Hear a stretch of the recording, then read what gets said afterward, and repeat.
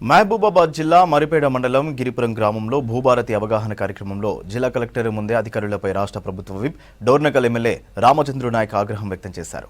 గ్రామ కార్యదర్శులు, ఎంపీడీఓలు, తహసీల్దారులు తమ మాట వినడం లేదని, ప్రజలకు జవాబుదారీగా ఉండడం లేదని అసంతృప్తి వ్యక్తం చేశారు. ప్రజాపాలన అంటూ అధికారులు కేవలం సమీక్షలు చేస్తుంటే ప్రజలకు న్యాయం జరగదని, ప్రజల కోసం చిత్తశుద్ధితో పనిచేయాలని సూచించారు. నేను ఏ ఒక్క అధికారి గురించి కంప్లైంట్ ఇవ్వడం నా ఉద్దేశం కాకపోయినా కానీ జవాబుదారీతనం తగ్గిపోతాము.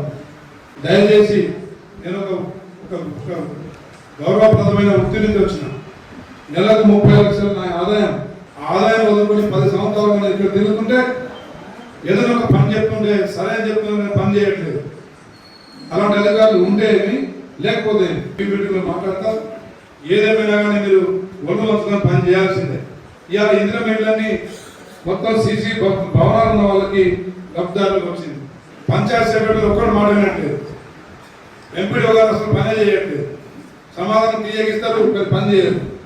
మీకు ప్రభుత్వం ఉద్యోగం ఇష్టం లేకపోతే వ్యాపారం పెట్టుకోండి, అంతేగాని ప్రజలకు నష్టం కలిగించే విధంగా, ప్రజలకు ఇబ్బంది కలిగే విధంగా సమాధానం ఇవ్వడంలో కూడా ఓపిక లేకుంటే మీ ప్రభుత్వ ఉద్యోగంలో ఉన్నా లేనంటే ఆర్డీఓ గారు పైన చెప్పాలని చెప్పి, ఎంఆర్ఓ ఆర్డీఓ చెప్పాలని చెప్పి ఏం చేస్తున్నామండి? ఏది జవాబుదారం ఏది? మీకు ఎన్నిసార్లు పిలిపించినా, ఎన్నిసార్లు మీకు ఫోన్ చేసి, ప్రభుత్వ సొమ్మాది, ప్రజా సొమ్మాది, సాగలేదు. దొంగలు కొడతాము. దొంగలు పార్టీ నెంబర్ ఇస్తే పోలీసులు ఎంఆర్ఓ కుంభకాయ లోపల అండర్స్టాండింగ్ వాళ్ళకి ఇన్ఫర్మేషన్ ఇస్తాము.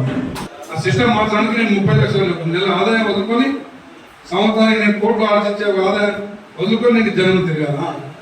దయచేసి సిస్టమ్ మార్చాలి. ఇక్కడ కరెక్ట్ గా నిజాయితీ కూడా దయచేసి మీరు కొంచెం సీరియస్ గా యాక్ట్ చేయండి. మైనింగ్ ఏమో మైనింగ్ కింద రాదని చెప్తున్నారు, రెవెన్యూ ఏమో మాకు సంబంధం లేదని చెప్తున్నారు. గతంలో టోపెన్ ఇచ్చారు, ఇప్పుడు ఎందుకు ఇవ్వలేకపోతుందని మా ప్రజలు మమ్మల్ని అడుగుతున్నారు. కేవలం ఆఫీస్ టైమింగ్ చూసుకొని వస్తే మళ్ళీ ఆఫీస్ టైం వెళ్ళిపోతే కేవలం సమీక్షలతోనే కాలం గడిపితే అభివృద్ధి కార్యక్రమాలు కిందికి చేరవని చెప్పి తెలియజేస్తాను. ఏదైనా